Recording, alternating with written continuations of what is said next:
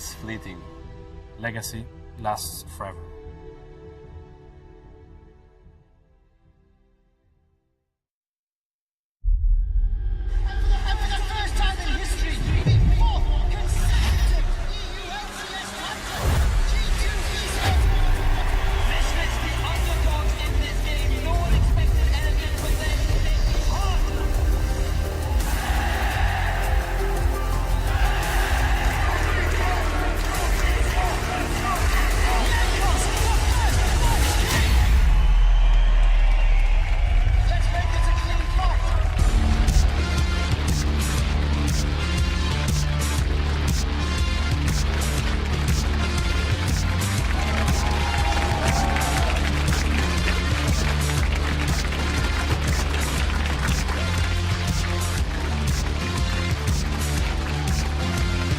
Welcome to the opening day of the EU LCS Spring Playoffs. Over the next 3 weeks, the best in Europe will fight to lift the trophy in the Royal Arena in Copenhagen, starting with tonight's quarterfinal between Splyce and Roccat. Hello everyone, I'm Eva Supporter here with Jonas Cold Anderson as well as Martin de Fiscio Luna. Double Danes on the road to Copenhagen. Couldn't be better. We couldn't make playoffs, but we're here. I mean, you would be here regardless, and we're That's very true. happy that, Cole, that you decided to join us to analyze all the games we have on the slate for this weekend. Let's cast our minds back to the end of last week of the regular season in spring and what the standings were at the end, because that makes us also, makes us see the 6 teams that got into playoffs. Rather, I was a bit thrown off cold because the Unicorns of Love didn't make it in last place in the I mean, I feel like the best team is at the 10th place. I really don't. That's how it normally works, yes. So Best team at the bottom. Sadly, the Unicorns of Love didn't make it. However, Roccat and H2K snuck in there in the end, or snuck in. They deserved it in the end. They fully deserved it. Of course, if you looked at like the rosters before the split started, it is a surprise that teams like Misfits and Schalke do not make playoffs. But after all these weeks and all these games, I think H2K and Roccat were the better teams. For sure. Cold, what do you make of course, Fnatic was the undisputed #1, but what do you make of that battle for 2nd place and that G2 in the end won out over Splyce and Vitality? I mean, we have to stress like the importance of how important it actually is to get the 2nd spot, because not only do you get straight to the semis, you also get to see your opponent play here in the quarters. So the fact that G2 got this spot is super important. Super important. They bested Splyce and Vitality and got that bye. Fnatic looked dominating throughout the entire split. We'll see G2 and Fnatic in the semifinals, but this weekend we'll have Splyce versus Roccat as our first quarterfinal, followed by Vitality versus H2K tomorrow. And then the winners of these will move on to Copenhagen to the semifinal and go up versus G2 or Fnatic. And of course, we do have reseeding in our playoffs, which basically means that here in the quarterfinals, the highest seed, in this case it would be Splyce, 3rd seed, will of course have to play against the lowest seed of the 2 teams in the semifinals, that is G2 and Fnatic. In this case, if Splyce wins, they play G2. If Roccat win, because they're the lowest seed of these 4 teams in the quarterfinal, they will have to play Fnatic, the highest seed. So it only gets harder. It only gets harder for Roccat. It's a tough road towards the trophy, but if they go all the way, they fully deserve it, of course. Fully deserve it, and every game, or every match rather, in the playoffs is a best of 5, and then today's first game will start at 6 p.m. or in a couple of minutes, and tomorrow we will start at 5 p.m. for that 2nd quarterfinal. And Cold, you know about the reseeding, you know about the teams, you know about the standings, and you also thought about which teams you think would make it to the final. You prepared your bracket, so... Yeah, so basically I prepared the bracket, and I think from today's matches we will see a Splyce win against Roccat. I believe we have a... Yes, we don't have the bracket at this We point, but you hide can it talk us because the through predictions are so bad, we cannot show it. But So talk us through it. So basically today we have Roccat against Splyce, and I think Splyce will take it. Tomorrow we have Vitality against H2K. I think it's going to be super close, but H2K is going to upset Vitality. Oh. And then in the end, I think it's all going to come down to Fnatic winning it all. There we go. Here we have and this is obviously going to be every result that is going to be, because I'm better at predicting games than the Physio. So yeah, pretty much this is how it's going to look like. Fnatic is going to win. Reckless is going to be the MVP. I think that's how it's going to be. Cole just made the entire he wants to future beat already. me. Fun fact, I have roughly the same. There's a few changes, but it's pretty close to what he actually picked as well. And to both of you, nobody's going to come near Fnatic for that cup? It would be a surprise. It Yeah. would be a surprise. Hopefully someone can challenge. I mean, Fnatic have looked good in a preseason before, in a regular season before, and then failed in playoffs. It could happen again. They're just the big favorites. Hashtag everything can happen. Well, we're kicking off the playoffs today with Splyce versus Roccat. And starting off with Splyce, they had a slow start to the split, ups and downs, one-on-ones every single week. But they managed to pull it together in the end. Cold, what do you make of their resurgence by the end of the split, turning into a very solid team? I mean, basically at the start of the split, I thought Splyce was probably one of the worst teams in the league. They didn't really do anything in the early game. They were pretty much relying on Kobe and Kasing pulling it through in the late game. But what we have seen throughout the split is that they have grown and they have become a team that can carry from other places too. We see Sursa and Oramne stepping up huge, and I think these are the core players we should follow today. Well, it was Kobe, only the Kobe show. He carried so many games. He got so many player of the games official, but steadily on, Splyce developed into a very well-rounded team. Yeah, I think they learned, first of all, how they want to draft to set up other members to do well. Niski started playing more roaming mid laners, so he could actually impact the other lanes. And if you look at the numbers, the first 5 weeks, they Horrible. were the worst early game team in the league. That was really bad for Splyce. If you go towards the last few weeks, they've actually turned into the second best early game team just based on these numbers here. So it's a huge change, and a lot of it comes down to them getting Oramne ahead in the early game. And of course, that bot lane always just doing fairly well. Coach Peter Dunn there is just showing the guys, look how good you were, keep that up for the final week. Oh, he's pointing to the first fight, being like, yeah, look at that, guys, not bad. Well, a big point in that resurgence of the early game of Splyce was Xerxes, their jungler, and a lot of people have said, well, right now, he's the best jungler in the EULCS. Cold, what do you think?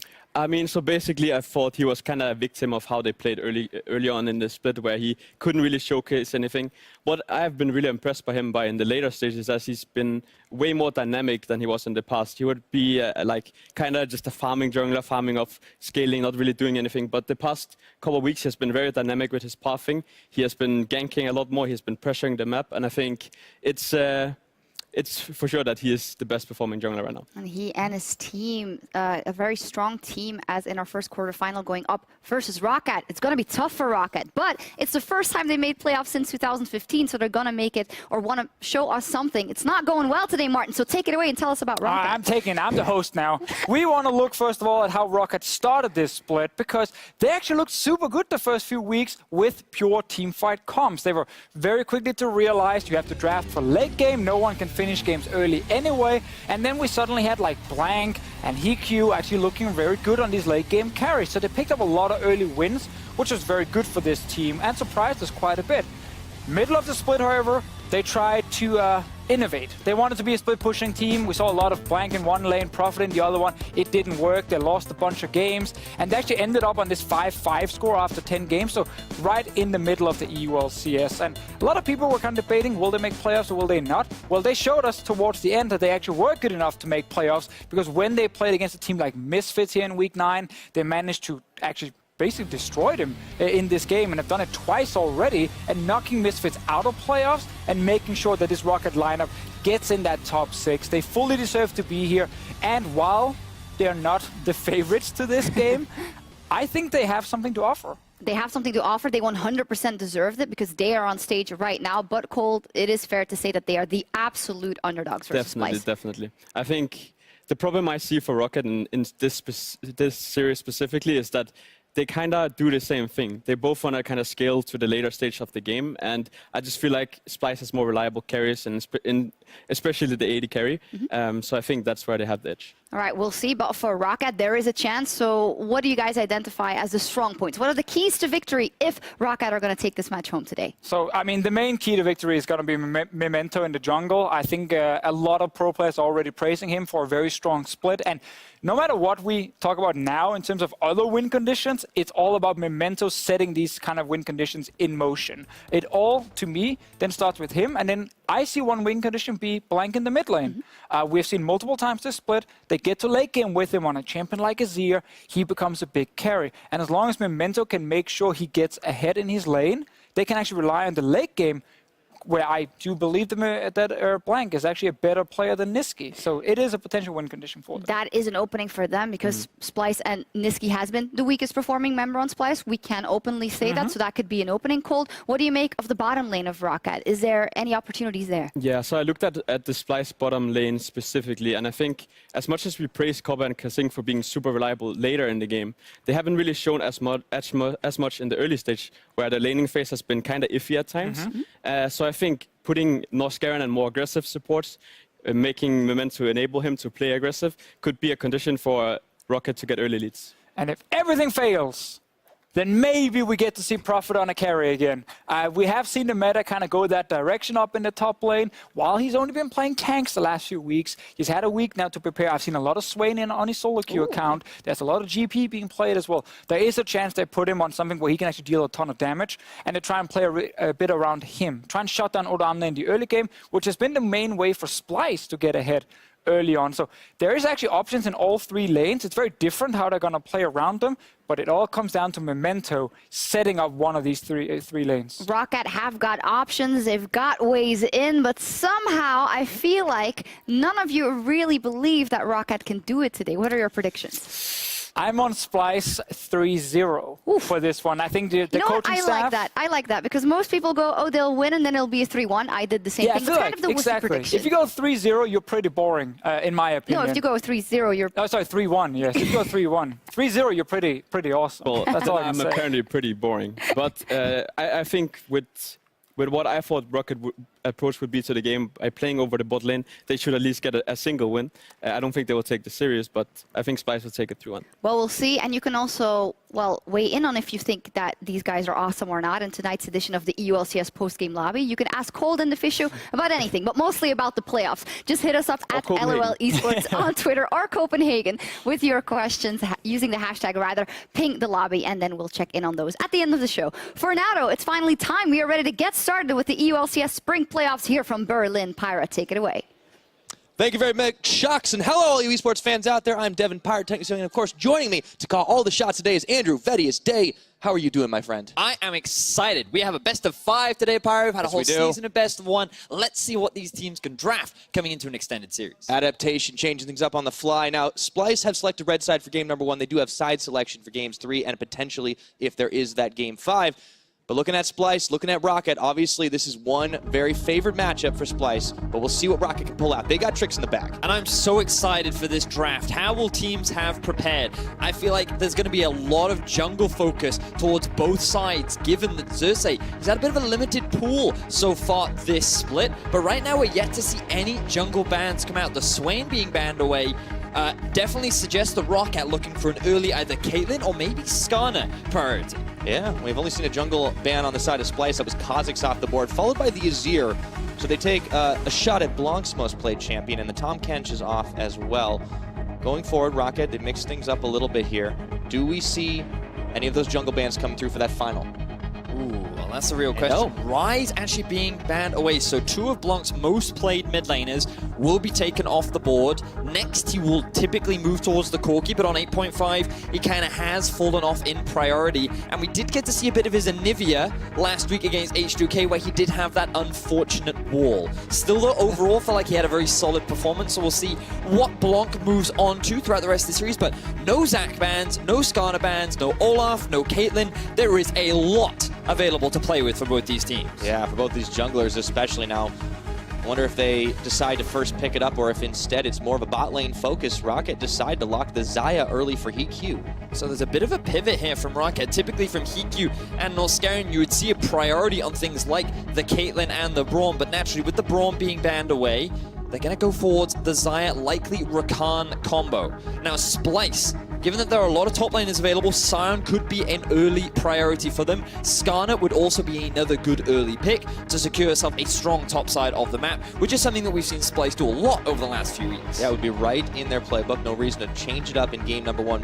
However, Splyce decide to use their first pick to take the Caitlyn to match on 80 carries. Something Kavi's been very proficient at this split. Do they follow it up with that jungle pick? There are so many options here, and only 10 seconds remaining to see what Xerxes takes. Well, one of his big comfort picks has been Zac throughout the split, but locking it in this early could be a bit of a gamble, given the sheer amount of junglers that are up and available. Looks like the Sion will be the priority. Now remember, you can flex it to both top and mid. Splyce do have that option in Niski. He has shown a lot more of an impact when he's allowed to play those roaming mid laners. Things like the Galio really fit his playstyle and really fit in what Splyce like to do, which is largely play around the top side or enable their bottom lane duo. Right, and it does seem like it would be a bit of a throwback if they decide to put Odoamne on the Sion. It is definitely in the dog champ tier list, as we heard on the Euphoria podcast this week.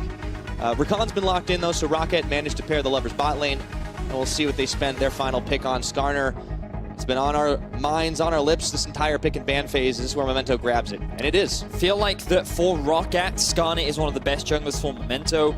Good early game impact, strong potential to snowball, has the ability to gank a lot, and can also have a lot of mid-game power. The also added value of forcing your opposition into getting that QSS makes a lot of sense, but it ties in with the Tahm Kench ban that we have seen. Splyce going to answer with the Morgana. I feel like this is something that we've been seeing Kissing practice a lot in terms of his solo queue. Right. He's been bringing out in preparation, and they're going to bring it out today. Yeah, well, we've seen some really impressive Morgana games in the European LCS especially. It is right up Kissing's alley with a lot of those range type of supports. Very It can be true, a very very big, true. good deterrent from things like the Skarner. But now we're in ban phase 2. It's more mid-target bans at blank.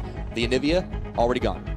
Yeah, you're really narrowing that pool right now for Blanc. What else will he be able to bring out? So far this split, his only other champion is the Corki and the Galio. And you would imagine that given the Galio so far has a 100% presence in Europe on 8.5, that it will likely be banned away. And if it's not, Roccat could very well look to pick it up for themselves. Yeah, Splyce also still have yet to grab their jungler, so Roccat, they're removing the Olaf. It's not something we saw Splyce play just yet, but it has been making a pretty big impact around the world. I guess Roccat are assuming that it is within the wheelhouse of Xerxes, even though he hasn't yet played it on the LCS stage. I imagine a Zac ban to follow up, given that it is just simply a big comfort pick for Xerxes, forcing Splyce onto something like a Sejuani to then round out the vast majority of their composition. Instead, they are compensating for the potential of Sion to flex from top to mid, and they don't want to give Odo that Vlad, which he's had a lot of success with in recent Yeah, 3 games on that, actually, leading up to the end of the regular split, and Odo kind of let off the leash, no longer on those dog champs. Maybe he'll pick up something else to carry with. The Galio's also banned away, though, as you pointed out. It leaves the Zac open, so this would be a pretty easy lock-in for Xerxes. Ooh, I feel like this is a bit of a risk. Xerxes has shown so much expertise on this champion. It really is one of its comforts. He was playing this last year before it was even meta, and it just fits into his wheelhouse. It enables a lot of strong early ganking power. It's fantastic in terms of team fighting, and it can be used as a stall tool in the mid game if Splyce fall behind in the early. But what I'm expecting already is a lot of investment towards the top side of the map. Yeah, now there's a Talia locked in, so this gives Roccat a chance to maybe answer some mid lane roaming with a bit more of their own. And so with Blank already had a few champions targeted his way, he decides to take something a little different. So right now, just the hovers of Aatrox, throwback to Freddy122, coach of Roccat, his famous champion from back in the day. Oh yeah. And it looks like that they are just going to go for a bit of a safe standard profit. Top lane champion Nah was something that he played a lot during the early seasons, but he actually doesn't have the best record on it. Pyra 2-6, I believe, during the regular season, where Roccat failed to really execute on the 1-3-1 style, but that seems to be the playstyle that they're gunning for in this draft. Yeah, interesting. They've had so much more success on the team fighting compositions, but maybe this is why they're throwing the curveball. They could have been practicing this the week leading all the way up to it. But now, the only mystery left is what Splyce are going to lock in as their final choice, and it's a Kassadin on the mid, so we will see Odoamne taking the Sion. Okay, so a lot of interesting things to note about both compositions. First thing, Roccat, always going to be looking to play through bot lane. You've got to remember that the great thing about Xayah Rakan, a lot of engage available, and you have the ability to roam with Talia down towards the bottom side of the map once you hit level 6, and it can be rather difficult for Caston to follow, even though he's a pretty quick guy himself. Yeah, he'd be rift walking. So they have Prophet on a strong laner into the Sion, who's often considered absolutely fine into the Nas, so that'll be relatively even, but you would expect in the early levels a lot of push, a lot of harassment, and they're kind of just going to leave Prophet on an island, look to play towards their bottom lane. Whereas Splyce, they've drafted themselves a little bit more scaling, but they do have strong pushing power down towards the bottom side of the map. You have a lot of range on the Caitlyn, you have a range support in the Morgana, the Black Shield can make it difficult for Hiku and Norscarin to engage in, so they may look to play through bot lane themselves, but mainly they're looking for scaling. Alrighty, now after conquering the Misfits, stepping over Schalke, Roccat are in the playoffs for the first time in 3 years, but they are facing a monstrous foe here. The Splyce Serpent is known for squeezing the life out of that weaker prey, but there may be more to Roccat than meets the eye. Can they surprise Splyce, slip past them, and secure a spot in the semifinals? Let's find out as we load up onto Summoner's Rift for Game 1 in this best of 5. This is going to be an exciting quarterfinal. Splyce versus Roccat, both fighting for a spot in Copenhagen. Our crowd is pumped. We are pumped, Pyra. There's going to be some good quality. We are very, very excited. This is going to be an excellent one. Now, I know I'm alone in my possibly mad prediction of giving this one over to Roccat, but I think it's going to be a hell of a series either way, Vedius. And Roccat trying to play on the 1-3-1 composition. We'll see if it works for them. Now, you've got to remember, the level 1 power of Morgana is strong. The Dark Binding, I've been told, can last longer than the Bibles since its creation. That sentence, really poorly formulated. Point is... But it lasted about as long as a Dark Binding. Exactly that, right? And the point is that you have a lot of threat in the level 1. So Roccat, they've just spread themselves pretty evenly apart. They do have eyes on the Caston in the middle lane. Will Splyce look to go for any sneaky level 1 shenanigans? Oh, that's always the question. Splyce have shown themselves to have, just a wide variety of abilities and playstyles since they were known as that late game team for a while, really turned things around and made it more of an early game.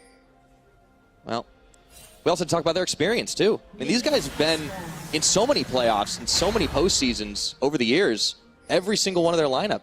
Yeah, this is a veteran roster. We talked about it at the very beginning of the split, and this is just some of their examples. Splyce's prior playoff appearances. So before this one, we haven't included this one. You can see Odoamne, 6 out of 6, Xerxes, 2 out of 2, Niski, he was 1 over in North America. Does that count? Yeah, it does. Corby was in 3 out of 4, and Kasing was at 4 out of 5. So these guys, they've been in playoffs a lot, Pyra. Yes. And when you compare that to a team like Roccat, it paints quite a different story. Yeah, Roccat have actually never had any of their members participating in post-split play because they just haven't had the chance. I mean, they have a couple of rookies between Blank and Norscarin, and EQ, Prophet, Memento have just never really had that opportunity. And Prophet, while he did qualify for playoffs with SKT, he never actually had an opportunity to play in it. And it's one of those situations where the experience gap between these two teams is rather large. And that's what makes it quite fascinating, because the strain of a best of 5, being in that scenario, having to actually prep for it, is just so different to the regular season of the best of 1s. And you have to see how well Roccat will be able to adapt in this kind of environment. How well prepared have they come in? Because you know that with the talent and with the experience that Splyce do have, they're certainly going to come in prepared. Oh yeah, and that could absolutely spell trouble for Roccat in this one. But if they can get ahead early, if they can build up enough of a bulwark against Splyce's aggression, and get to the late game where they're familiar, where they're comfortable, they can pull it off. Now, we are definitely watching in this mid lane for those level 6s to come in. It'll be a while, but we want to see those roaming plays. And I love talking about this mid lane matchup as well, because Kassadin does extremely well into mages like Anivia and Talia that just have this hard push once he gets a couple of levels under his belt. Because right now, he's definitely not having a great lane. In the early laning phase, it is very rough. You're a melee champion, you have to get super close, you don't have much pushing power, and you have to sit there and eat all this harassment. He does have the teleport, so he can come back into lane, but once he hits level 6, once he's completed like the Catalyst and he starts building towards what I imagine will be the Rod of Ages, that's when he can be really aggressive and he'll actually outscale and win a lot of the trades versus champions like the Talia. Unfortunately, until he gets there, he's going to have to just suffer. Yeah, he's going to have a bad time for a little bit, but I want to point out somebody else on the Roccat lineup, because Prophet, again, we talked about his Nara being maybe not the most successful in terms of win rate, but something that he was incredibly comfortable on. And Splyce have been very confident that he's a big weak point for this team. We heard it on the podcast as well. Odoamne was thinking that the top lane is very exploitable, and maybe if they can shut it down early, that Gnar's not going to be very useful on only 1 or 2 items come the mid game. And you can see that typically Gnar would have a pretty strong lane advantage. You know, has a lot of harass potential. He is a ranged top laner. He has the slow built into his Q, which means that it gets very easy to just stick onto a target and look for a lot of opportunities. But we've got to move away from the top lane for a second because I can see Memento hanging around towards the middle lane. Could potentially look for a gank. Instead, he's going to back off. Xerxes now in the middle lane. This could be an opportunity, Pyro. Those could be coming in. Xerxes is going to get ready for the lead. Hops over. They get the silence onto Lee. It's a 1-2 punch, but Memento is zooming in for the revenge effort. Let's see if they can get Xerxes popped down. No, he flashes away, but Memento follows, turns him to blobs. Can they kill him before he pops back up? Niski is chasing him back, and he might have a chance to get a kill right here. The Comet comes in, but it's not enough.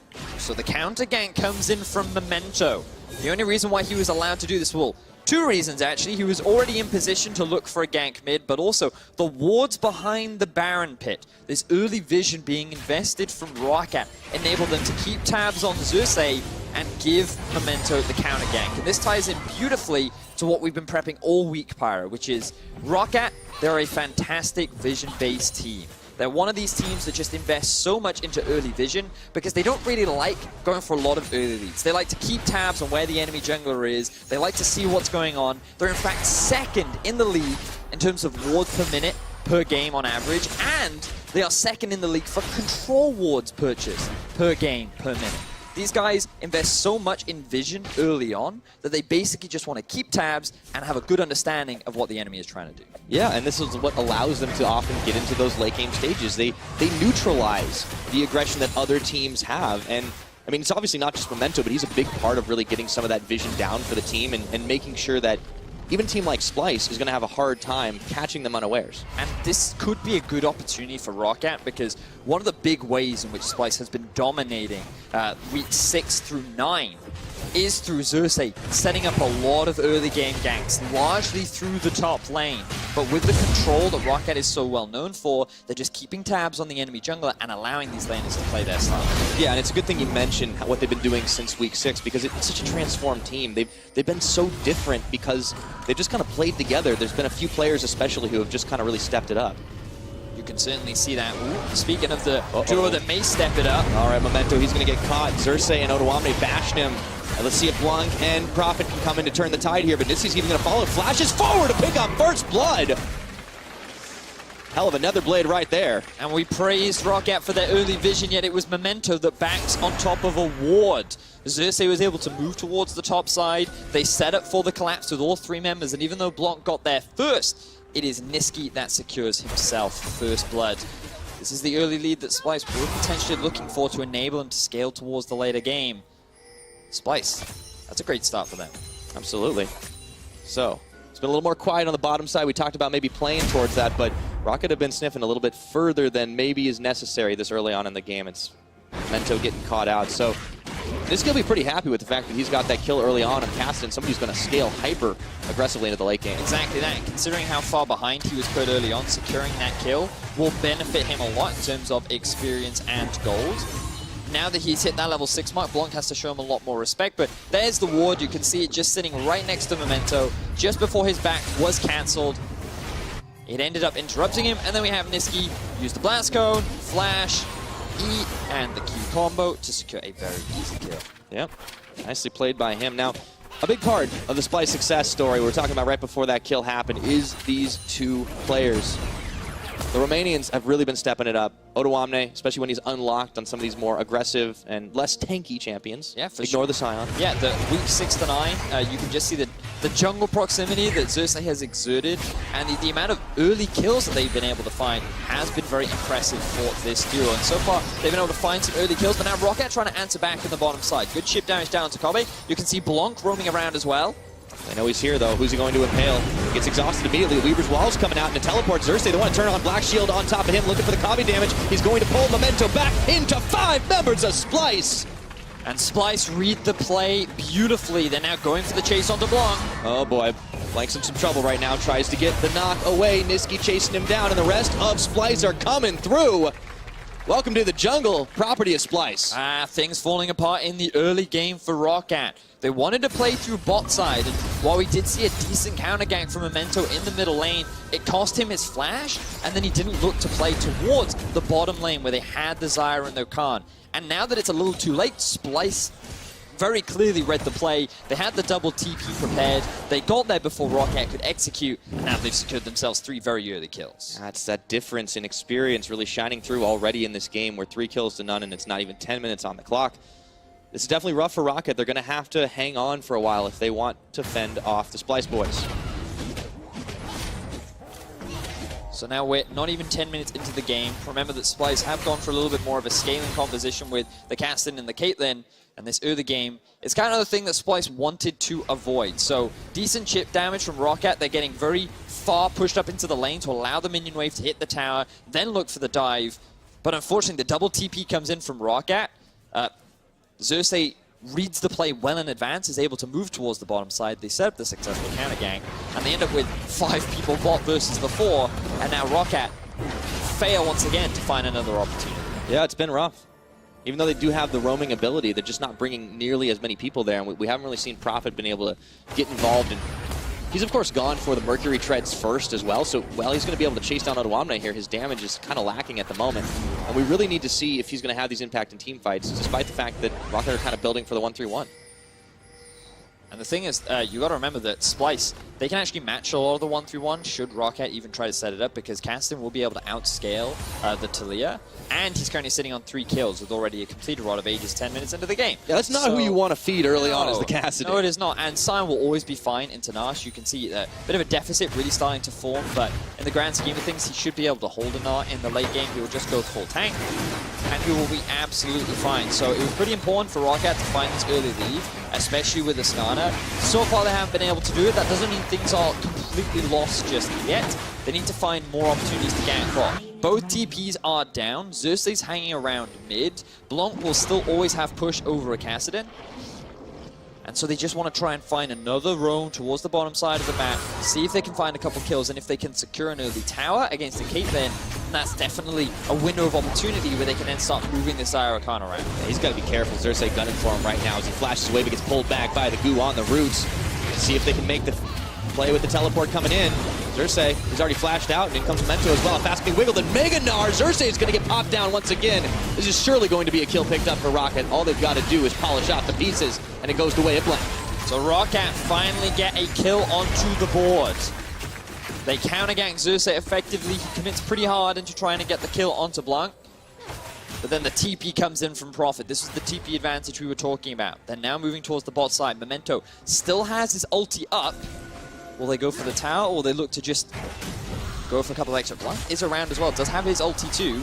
All right, just gonna start back, and instead looks like they just opt to take the tower. This will help them in the gold game for sure, knocking that one down quickly.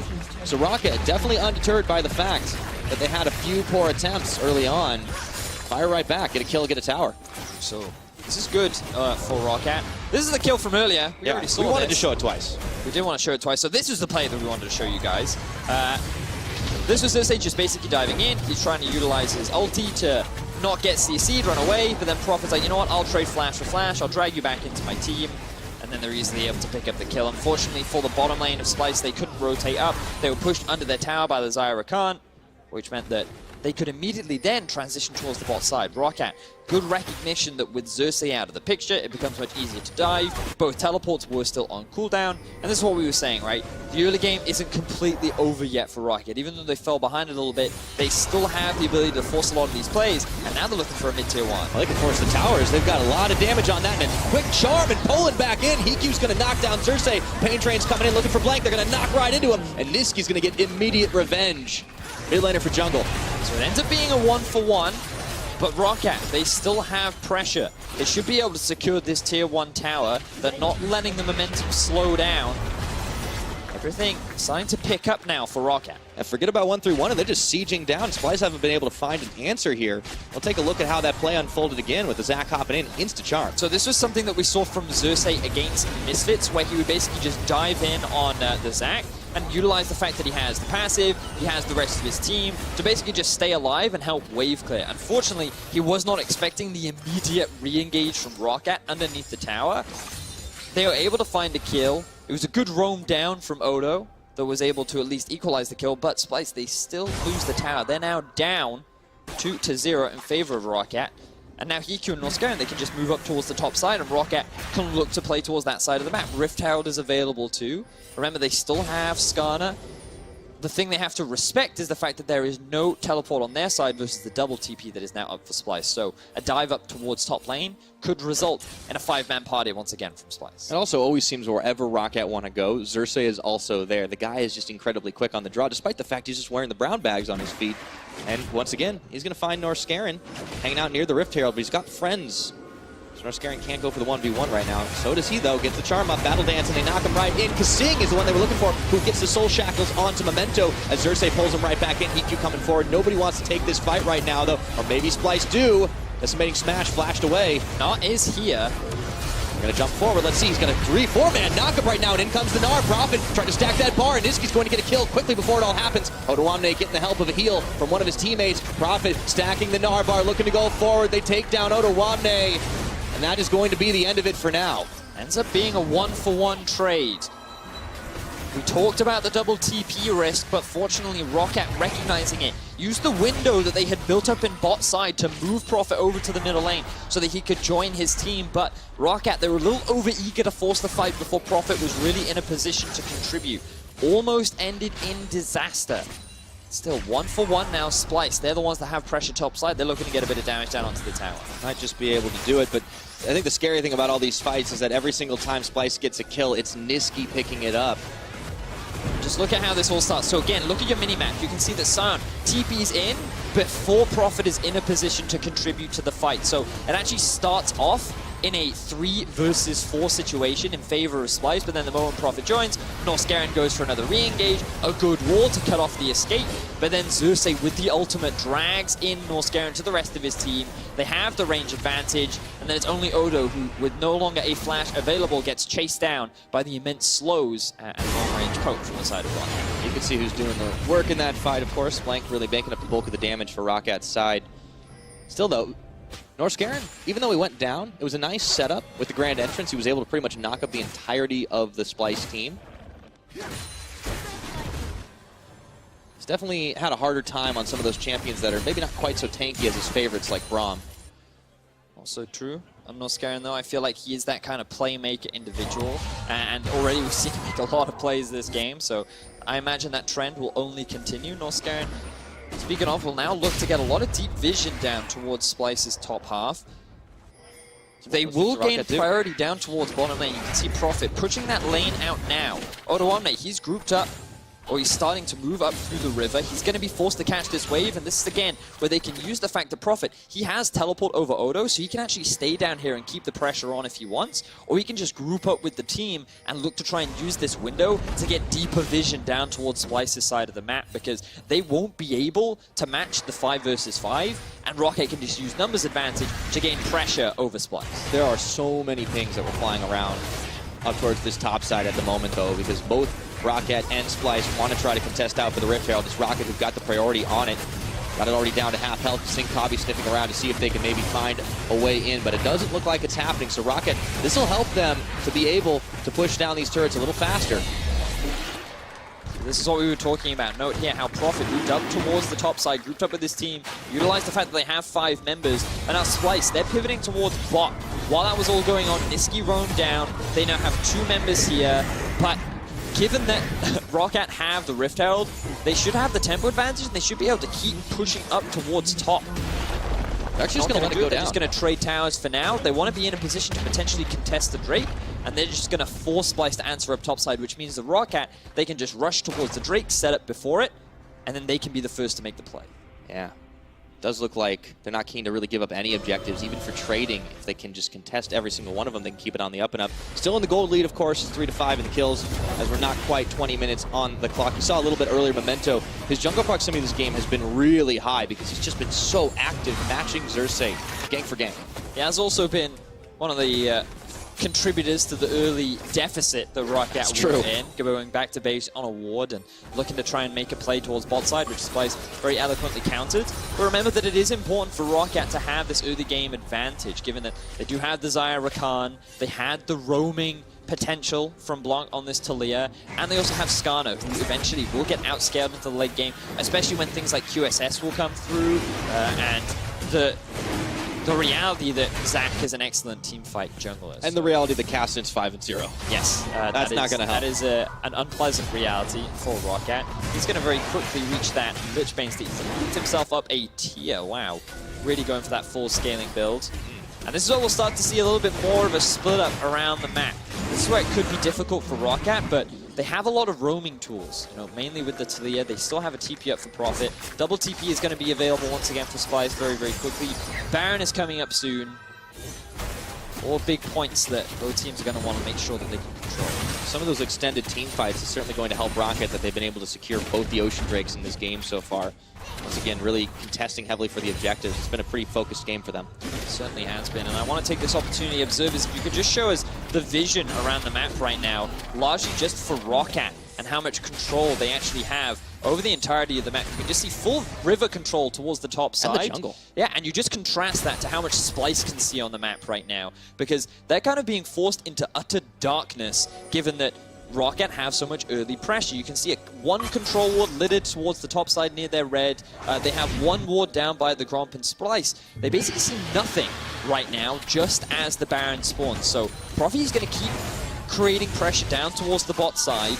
Now, what you typically expect is Roccat try and force a TP out from Splyce so they can then keep Profit towards the bottom side and they can look to make an early Baron play. But instead, they're actually grouping towards bot. They wanted to threaten Odo. He's now back, so they're going to go back to base, reset, buy a couple control wards, and look to keep the pressure onto Splyce.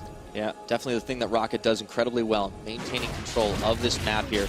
Got to take a look at some of those vision scores, especially coming out of the jungle, and also in the support role. Norscaren's been doing real serious work, and you compare that to what Kasing's been putting down, it's just not quite the same. Oh, the Baron dance now begins, Pyra. Back and forth constantly. The gold is still very even. This is a perfectly fine situation for Splyce with the scaling comp. Caitlyn yet to hit 2 items, so she's in a bit of a lull. Xayah definitely going to be stronger at this point in the game, but it's that 5-0 casting you keep alluding to. Yeah, the Lich Bane coming up now. Xerxes looking to try and go on to Heat throws out the Featherstorm, gets a Blade Caller back, so Xerxes is unable to complete the gank. Splyce overextend on their hand. A lot of respect being shown from Heat there, boosts both the ulti and the heal. Doesn't want to risk getting collapsed upon. Splyce now, they're the ones regaining vision control around the river, but just keep looking at the inventories that Roccat have. The moment they get an opportunity, the moment they create a window to move into the river, it's very easy for them to just reclaim that vision control. And now there is a window of opportunity being created as Profit is pushing in through the bottom lane. Expect him to group, use the numbers advantage to regain vision control, and Splyce, they're not going to have any wards, and that's when Roccat will look to force the Baron. They're making this work right now. Splyce just can't do anything but dance to the beat of Roccat, controlling as much of the pit and as much of the map as they can. Splyce did come in early to try and pop down a couple of wards, but those are going to be sniffed out really easily as Norscaren and Blank step into the bush. Or are they? Right now they're just focusing on clearing out the waves, showing a lot of respect over to Splyce, either looking for a pick or just looking for an out-of-position member. They even choose to go back and reset once again. A little bit surprising, given that Splyce actually haven't backed yet.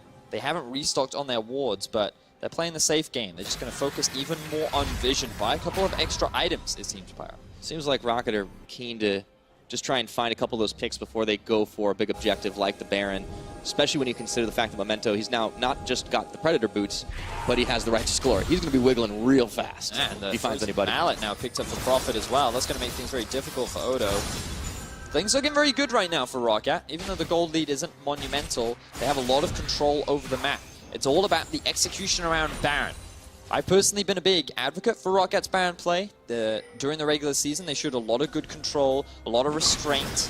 They weren't ones to take big gambles, but the same can be said for Splyce. How many times have they been able to thwart teams trying to set up around that objective, as it is now Splyce pushing in down the middle lane. All right, they're going to try to get that siege on, but the mini wave is melting pretty fast. They do get a root onto Norskaren, but he's going to get a knock-up and a lock-up suppression, dragging him right back in. Memento finding Odawamne, but the train's leaving the station, or is it? It's going to get interrupted as Heat Q picks up the finishing blow on the kill. Blank getting low, but getting healed, and now the fight is continuing to go back and forth. Prophet gets pulled in, he's fine. He's got the big Gnar. The Battle Dance, Norskaren trying to go in with the grand entrance. Not going to happen, though, as the Black Shield was on, and Niski picks up kill number 6.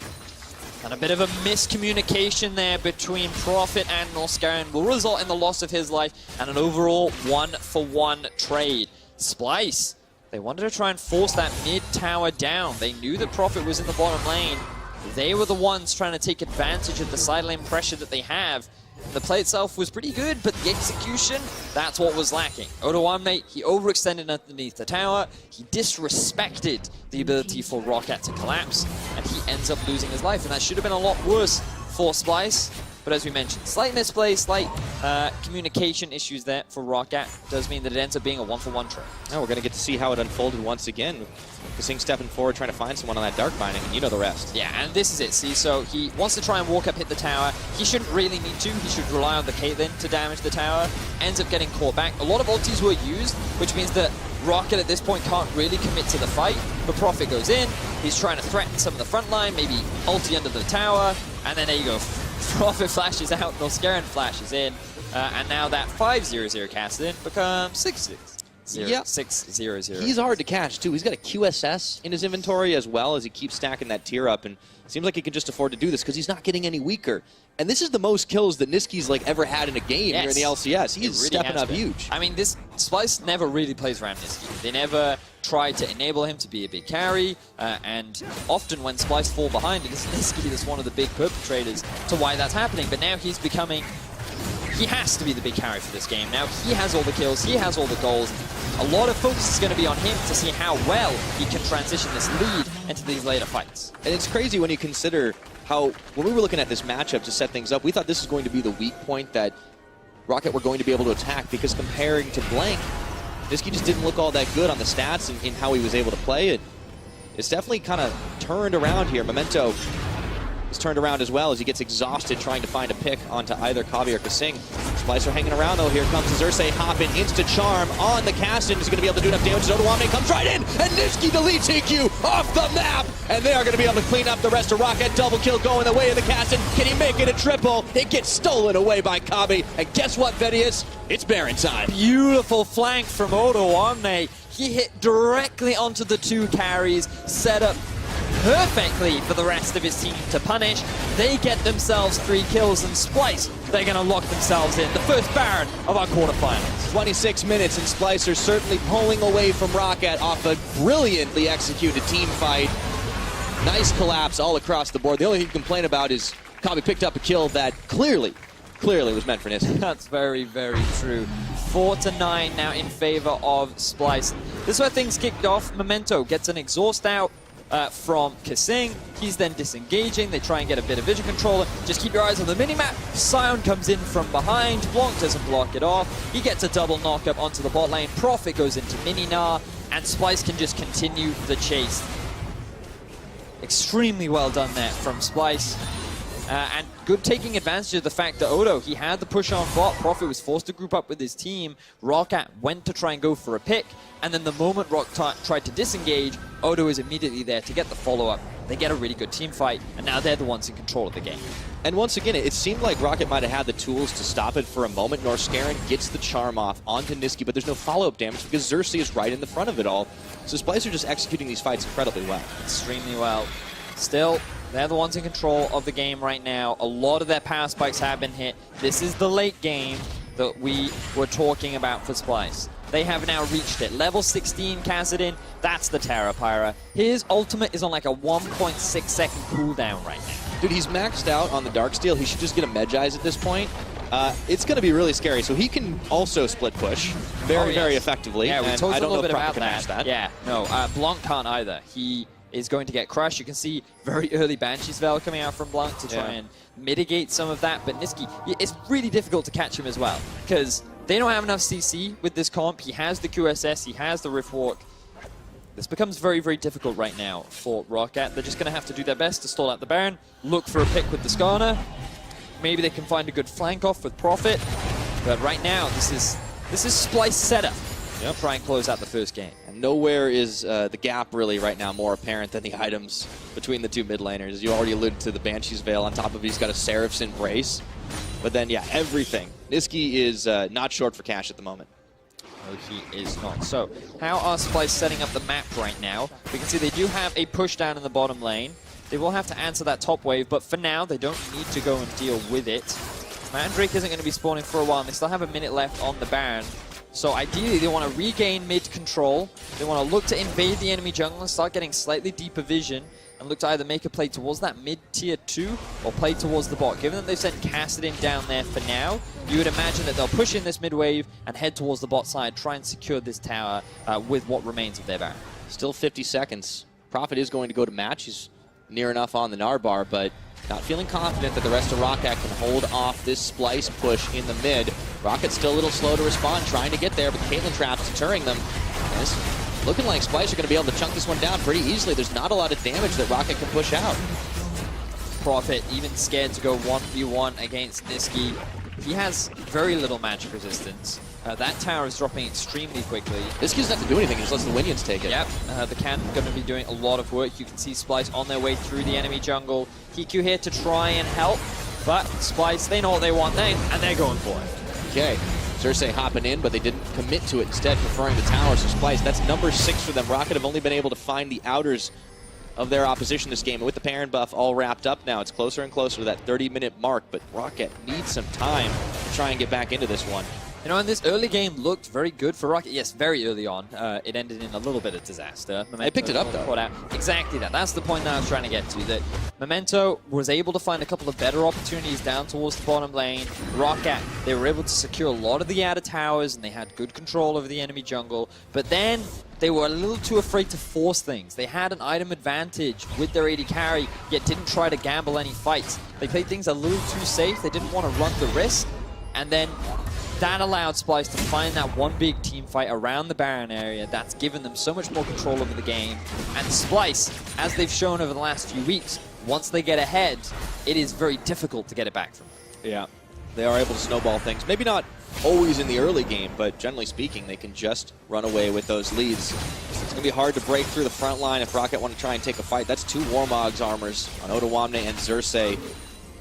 But everybody's been executing well, and who would have thought we'd be talking about Niski being the biggest factor in this game 1 of Splyce? Yeah, it's quite fascinating because when you look at Niski as an individual, he actually gets a decent amount of the gold on Splyce, yet he doesn't really do very much with it. He's not very efficient with the resources invested into him, but I feel like this game will pad his stats out a little bit more. Oh yeah, 8-0 and 1. Look at post-split stats only, and Niski is looking like a guy. But even then, like on a Kassadin, you don't actually do that much damage. You kind of jump in, you hit someone, and then dash out again. It's like short essence of burst.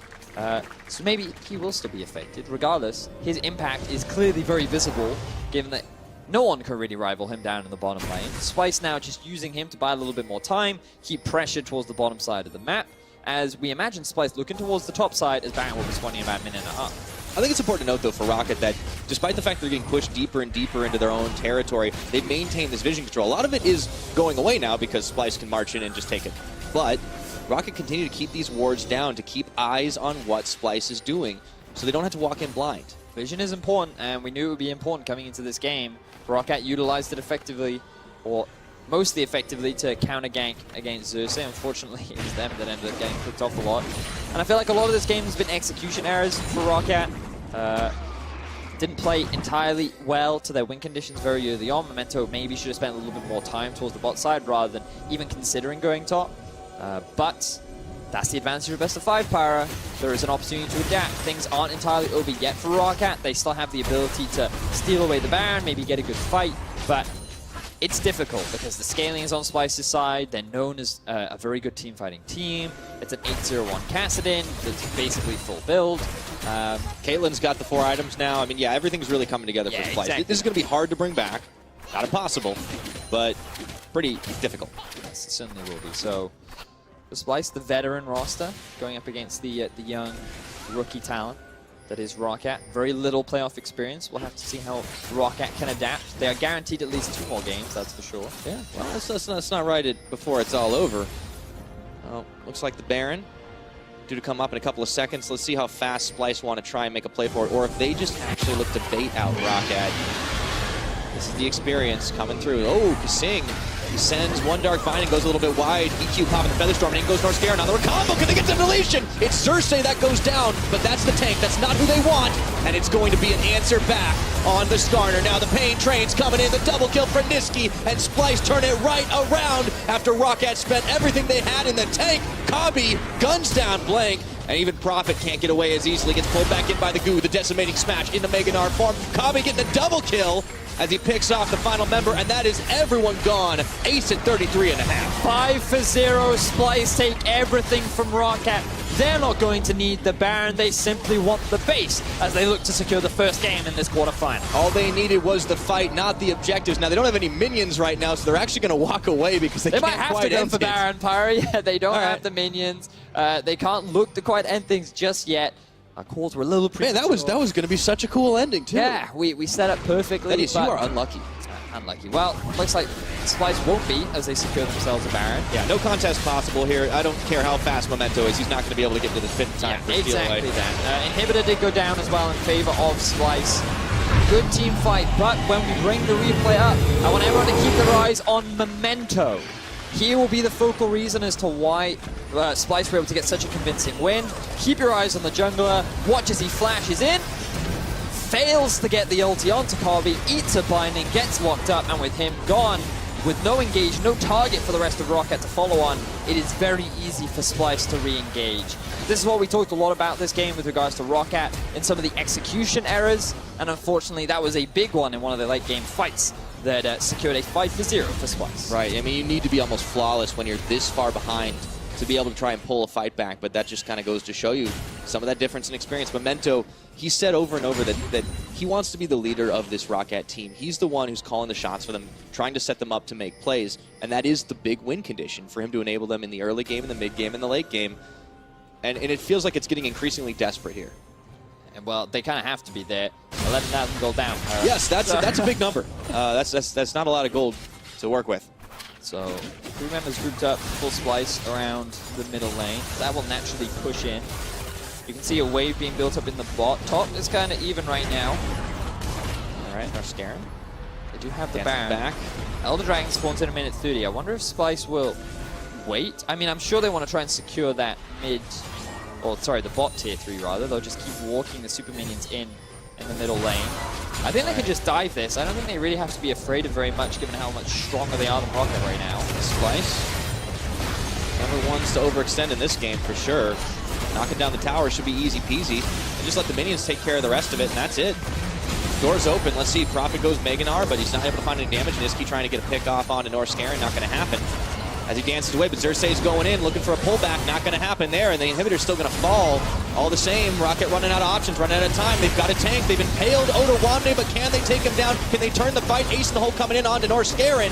He's going to have to go back to Fountain. The zombie Odoamne comes back in, but with super minions marching towards, with Baron empowered minions marching in. Splyce might want to just try to end this even in a 4v5 situation. They're going to knock down one. In goes North Scaren, and he gets the charm up, but he can't find the cast. And Niski hopping forward. That's a lot of damage, but not enough to get the execution. They're going to have one final chance to get back into this base, but the Nexus is bare right now. Roccat can't do anything as it just falls down, and off the back of some brilliant team fighting, Splyce put away game 1. Hiku just... Hiku was wiped off the map. Oh yeah, he got deleted. Like, I think that was a 2-shot from Niski. Oh man, he was so fed in that game. Yeah, he was big. Again, I am just so surprised that we saw in game 1 such a massive Niski performance. And he just played it well too. It wasn't just, get a lucky couple of kills.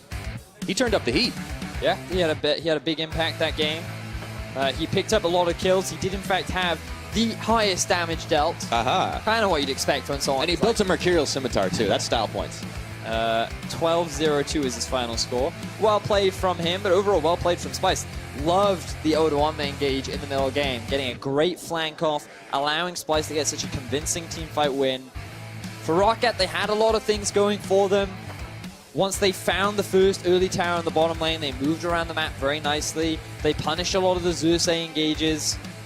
But their execution, their playing towards their win conditions is just what faltered a little bit. Right. They will have more opportunities now. As we said, they're guaranteed 3 games. This is a best of 5. You have to have first to 3 will be able to secure a spot. I'm glad you can do the maths. I don't touch maths on broadcast.